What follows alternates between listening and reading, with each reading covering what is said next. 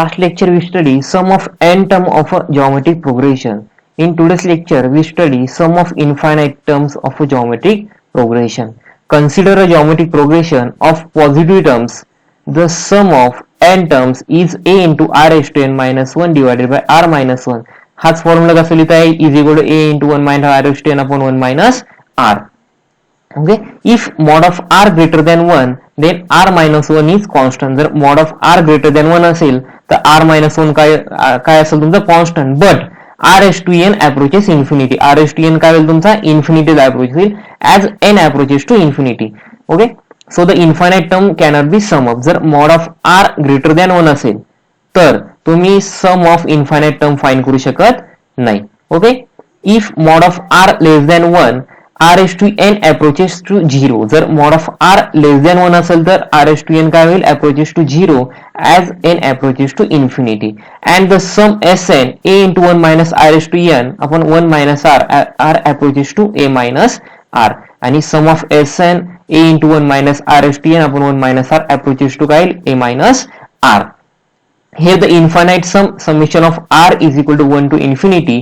tr is said to be a into 1 minus r. म्हणजे जर mod of r less than 1 असेल तर तुम्ही सम ऑफ इन्फायनाइट टर्म्स कशी फाइंड करणार a upon 1 minus r ने. आणि mod of r greater than 1 असेल तर तुम्हाला सम ऑफ इन्फायनाइट टर्म फाइंड करता येणार नाही. आपण यावरची काय आता एक्झाम्पल्स बघूया.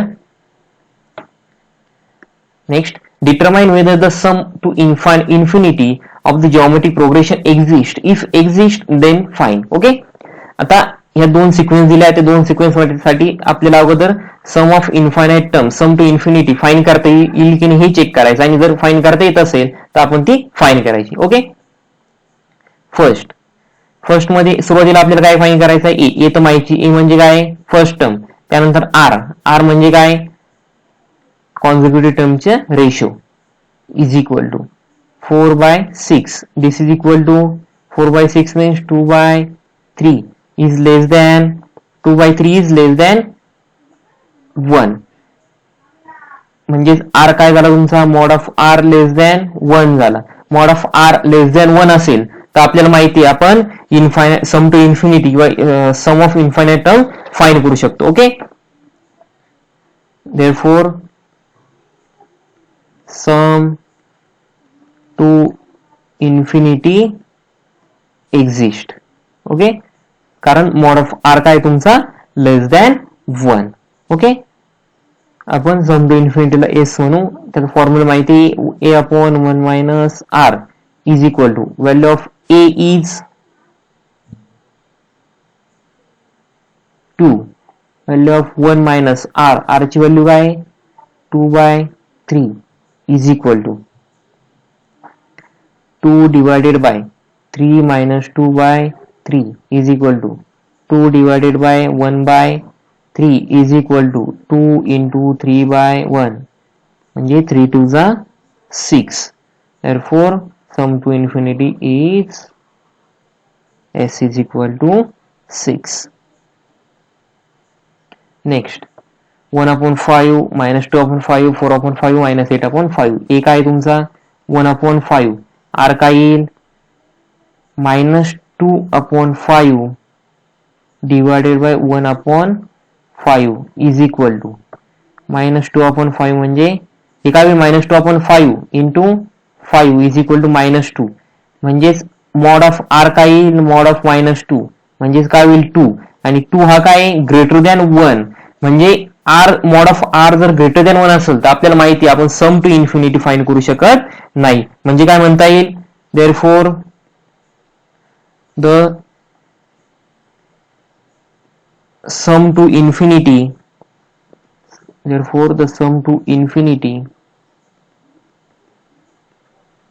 of this geometric progression does not exist because mod of r is greater than 1. Okay, next,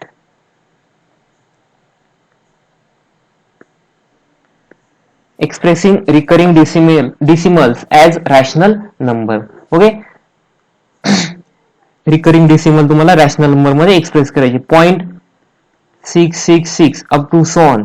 okay, हे कसं लिहितो आपण? 0.6 बार म्हणजेच 2/3. ओके, आता हेच आपण जर आपल्याला अशा प्रकारे जर नंबर दिलेला असेल तर आपण जॉमेट्रिक प्रोग्रेशनचा यूज करून ते रॅशनल नंबर मध्ये एक्सप्रेस करू शकतो. आपण एक्झाम्पल बघू त्याचं.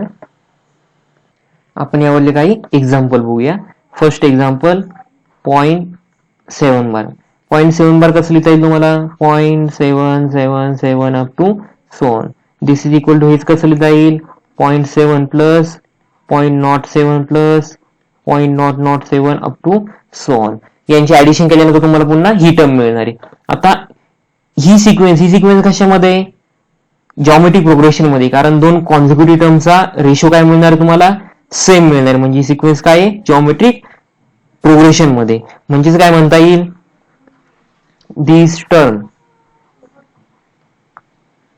these terms form a geometric progression. त्याची फर्स्ट टर्म काय आहे? whose first term is a is equal to 0.7 आणि कॉमन रेशो काय आहे? and common ratio is equal to r. common ratio 0.07 divided by 0.7 is equal to 0.1 म्हणजेच काय? 1/10.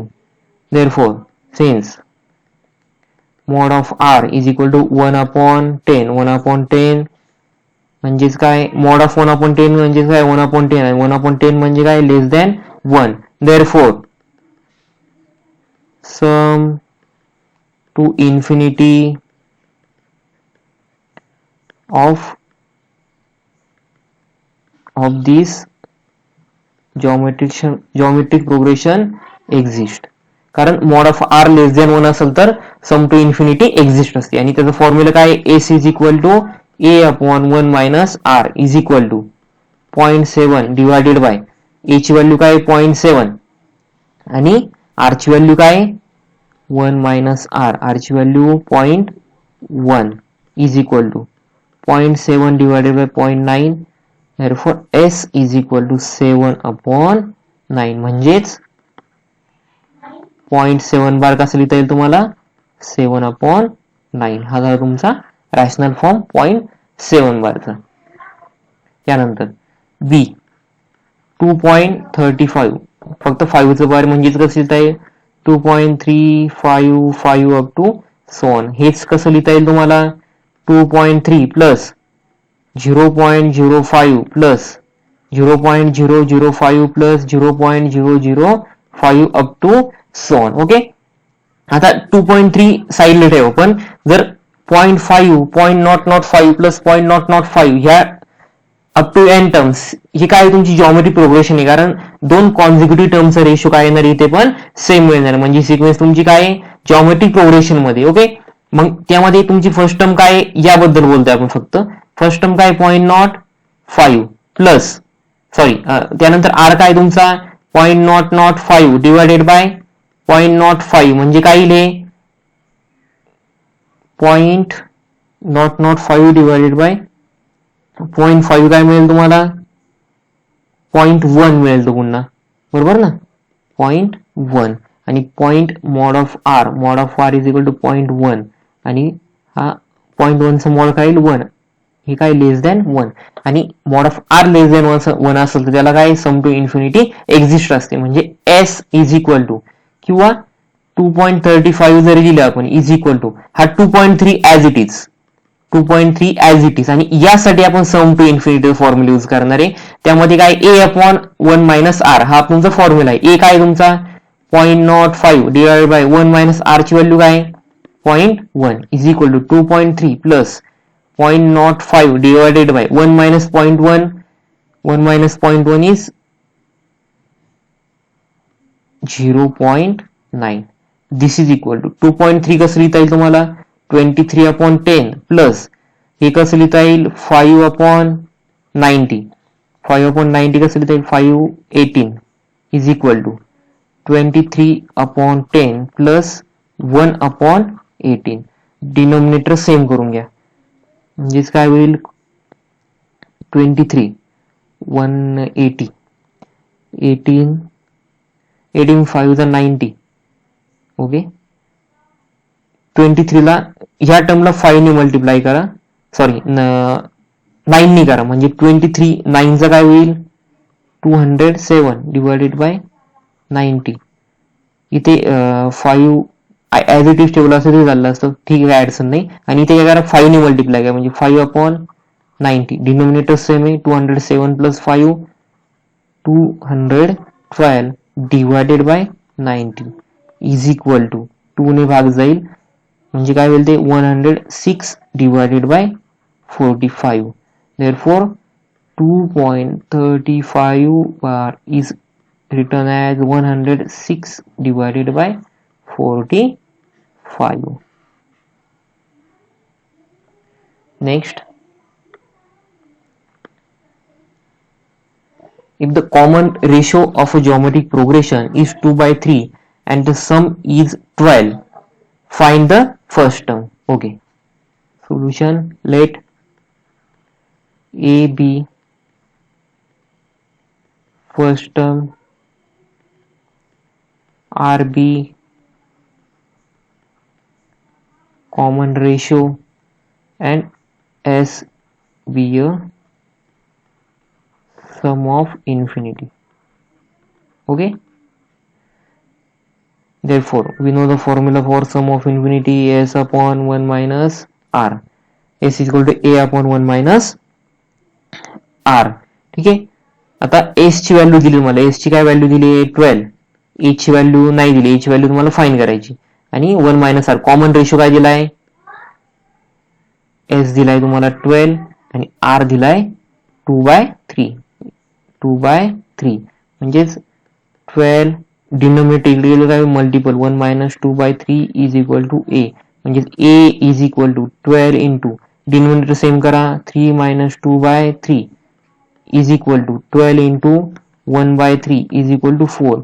म्हणजे a ची व्हॅल्यू काय मिळाली तुम्हाला 4. a इज इक्वल टू काय मिळाला 4. Next, fourth, if the first term of a geometric progression is 16, consider करा solution, let a be the first term,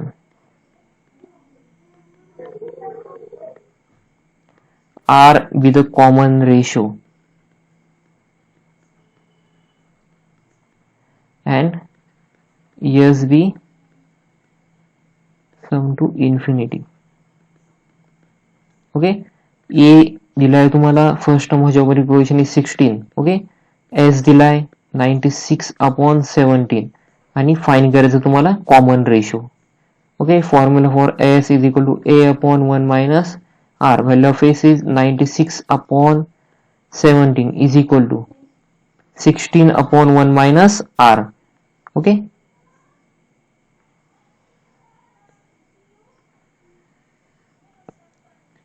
therefore 96/17 is equal to 16/1 minus r असं लिहून घ्या.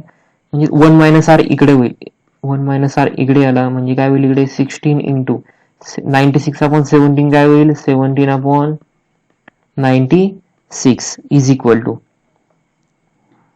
17/96. 16 6 जा 96 म्हणजे 1 मायनस आर काय होईल 17/6. म्हणजे आर ची व्हॅल्यू काय मिळेल तुम्हाला, value of r is 1 minus 17/6. Okay, म्हणजे आर काय होईल 6 minus 17/6 is equal to minus 11/6.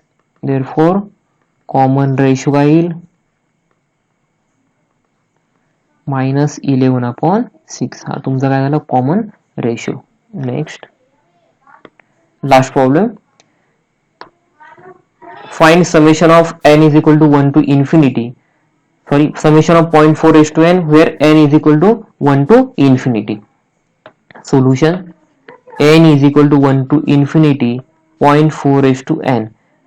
n is equal to 1 to infinity म्हणजे कसं लिहिता येईल 0.4:1 plus 0.4 square plus 0.4 cube plus up to so on up to infinity.